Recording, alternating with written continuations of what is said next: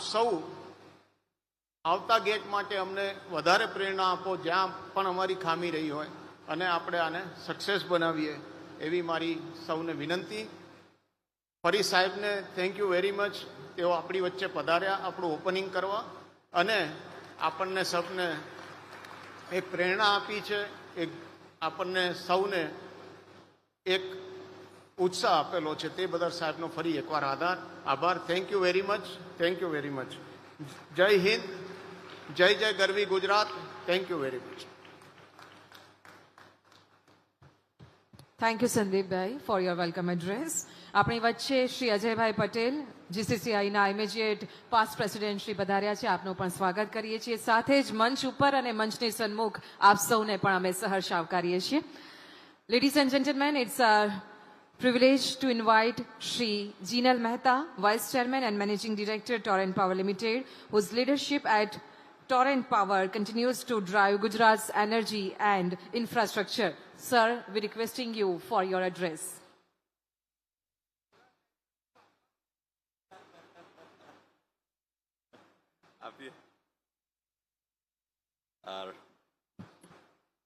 Our beloved and Honorable Chief Minister Shri Bhupendrabhai Patel Sahib, President of GCCI Shri Sandeep Engineer, President of CREDAI National Shri Shekhar Patel, esteemed dignitaries on the dais, distinguished members of the chamber, ladies and gentlemen. I am pleased to see the large presence of my fellow entrepreneurs today, and I am grateful to the GCCI for inviting me to address this august gathering today. This expo is being held in the backdrop of perhaps the most challenging times, earmarked by volatile geopolitical developments. The ongoing war in West Asia has reminded us that energy is not just a commodity, but a lifeblood of nations. Fractured trade routes, rising energy and logistics costs, and uncertainty in global markets have created challenges for industries across the world. But India and Gujarat in particular has demonstrated remarkable resilience. The Honorable PM and Honorable CM's dynamic leadership, consistent policies, the enterprising spirit of our people, and the spirit of innovation provide us the much needed direction in these testing times to continue moving forward even when the world falters. The confidence of Gujarati businesses is supported in no small measure by the activities of the Gujarat Chamber of Commerce and Industry. For nearly 8 decades, the GCCI has been leading policy advocacy and strategic transformation for industries in Gujarat. As we pursue the ambitious goal of making Gujarat a $3.5 trillion economy, the Chamber's role is vital. Under the current and past leadership, GCCI has provided remarkable support to Gujarati entrepreneurs. The Chamber ensures that the Gujarati model remains a living, breathing reality that continues to inspire the nation. Friends, I want to leave you with a couple of thoughts. Firstly, as we look around Gate 2026, we see 13 industrial sectors poised for global dominance, from semiconductors in Sanand to green hydrogen across our coastline. But this ambitious plan requires a radical rethink of our energy mix. We are moving beyond traditional distribution into the realm of smart grids and massive renewable integration. Please ensure that your businesses adapt to the rapidly evolving energy transition. Second, the era of being regional champions is behind us. The sophistication of our operations, the quality of our ESG frameworks, the scale of our innovation, and the quality of our products and services must now be benchmarked against the best in Berlin, Tokyo, and the Silicon Valley. Lastly, led by the Honorable PM's vision, India has entered into multiple transformative trade deals. The government has done their bit. It is now incumbent upon businesses to harness the full and limitless potential of these transformative trade deals. And it is in this backdrop that I am confident that the partnerships taking place at GATE 2026 will not simply be restricted to supply chain links, but emerge as wider strategic alliances. I take this opportunity to express my gratitude to the Honorable CM for creating the most progressive business ecosystem for entrepreneurs and giving wings to our vision through progressive policies.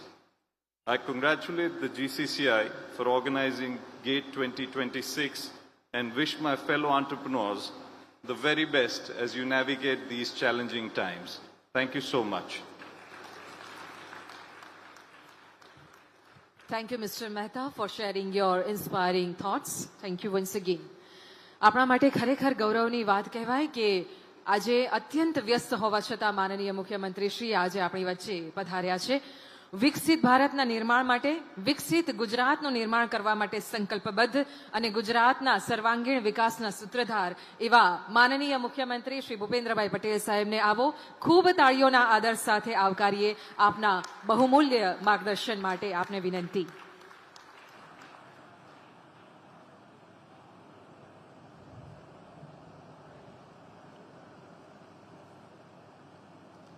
Gujarat chamber of commerce and industries आयोजित वार्षिक expo gate 2026 उद्घाटन कार्यक्रम में अपनी सौनी साथे मंच पर उपस्थित Gujarat chamber of commerce and industries president Shri Sandeep Engineer, क्रेडाईना national president Shri Shekhar Patel, Gujarat chamber of commerce and industries senior vice president Shri Rajesh Gandhi, ADC बैंकना chairman Shri Ajay bhai Patel, Gujarat chamber of commerce and industries secretary Shri Sudhanshu Mehta, Torrent पावरना वाइस चेरमेन और मैनेजिंग डायरेक्टर श्री जिनल मेहता, चेम्बरना वाइस प्रेसिडेंट श्री अपूर्व शाह, खजांची Shri Gaurang Bhagat, secretary Shri बिपेन्द्र Shri Jadeja, आमंत्रित सर्वे महानुभाव, press media मित्रों, सौने मारा नमस्कार.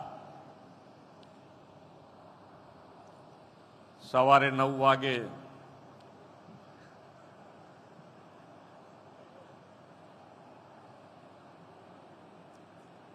पण एक वस्तुनो अहींया आया पछी मने आनंद थयो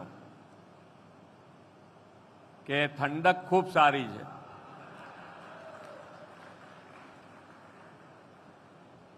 એટલે હું એ દ્રષ્ટિથી જોઈ રહ્યો છું કે ઇન્ડસ્ટ્રીઝમાં આટલી ઠંડક હોય ને તો ગુજરાતમાં એમનેમ ઠંડક રહેશે.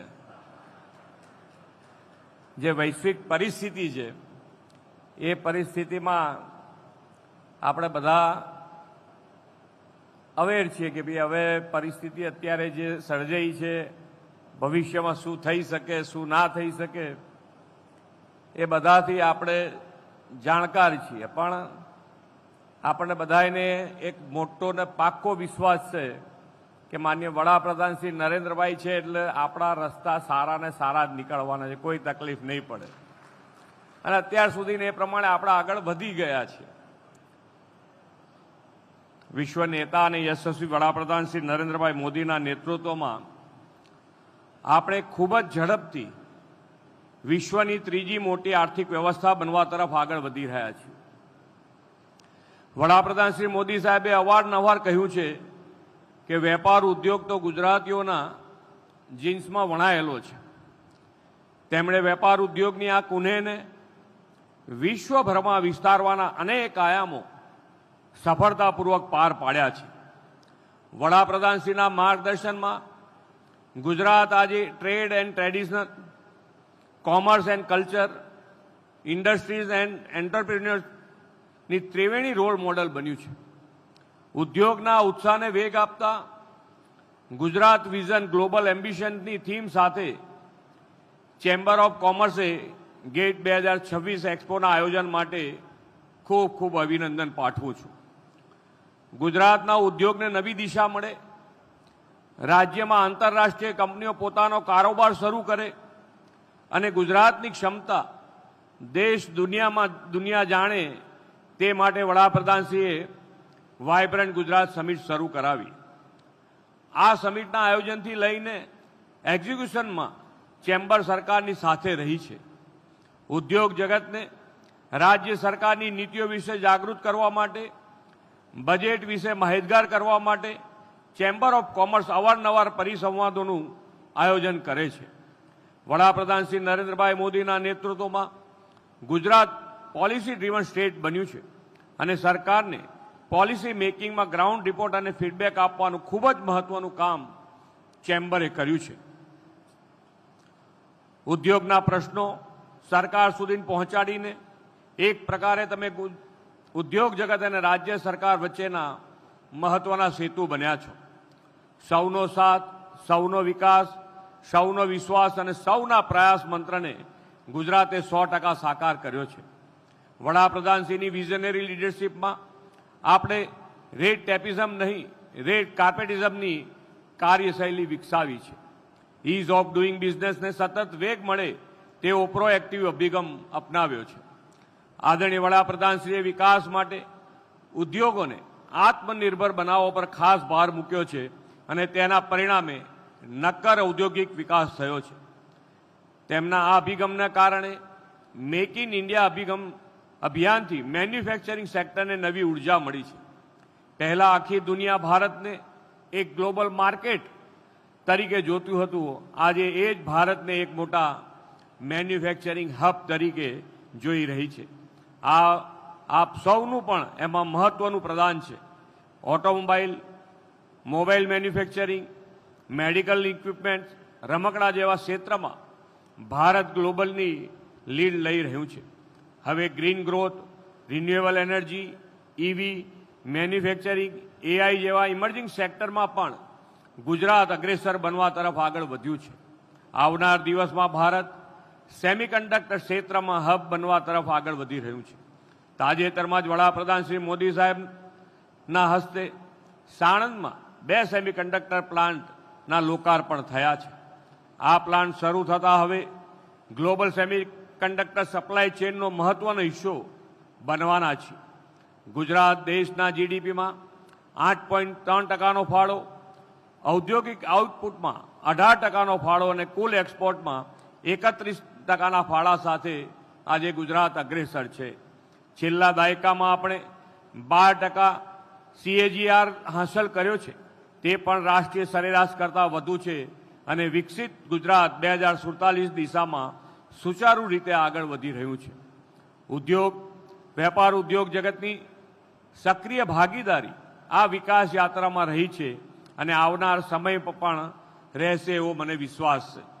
વડાપ્રધાનશ્રીના વિકસિત ભારતના નિર્માણમાં સંકલ્પની સિદ્ધિ માટે અર્નિંગ વેલ, લિવિંગ વેલના મંત્ર સાથે વિકસિત ગુજરાત 2047 રોડમેપ તૈયાર કરનારું આપણું ગુજરાત દેશનું પહેલું રાજ્ય છે.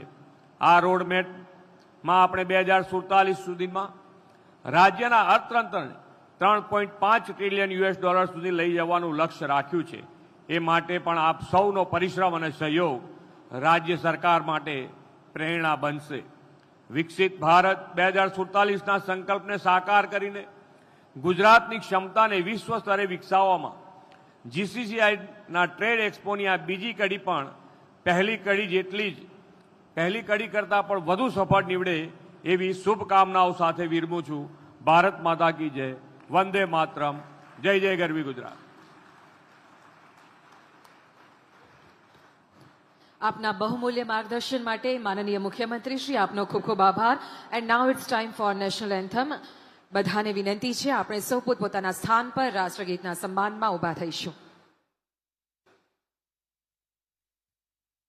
जनगण मन अधिनायक जय हे भारत भाग्य विधाता पंजाब सिंध गुजरात मराठा द्राविड उत्कलवङ्गा विन्ध्य हिमाचल यमुना गङ्गा उच्चल जलधितरङ्गा तव शुभ नामे जागे तव शुभ आशिष मागे गाहे तव जय गाथा जन गण मंगलदायक जय हे भारत भाग्य विधाता जय हे जय हे जय हे जय जय जय जय हे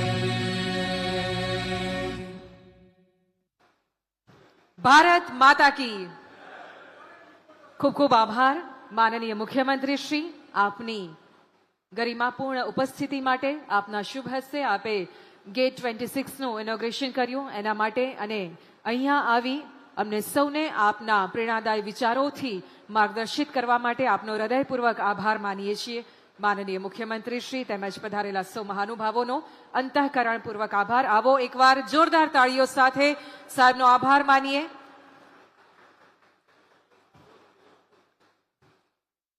ખૂબ ખૂબ ધન્યવાદ પધારેલા સૌ મહાનુભાવોનો આજના ગેટ 26 ના ઇનોગ્રલ સેશનમાં સહભાગી થવા માટે આપ સૌનો ખૂબ ખૂબ આભાર અને આ સાથે the second edition of GCCI annual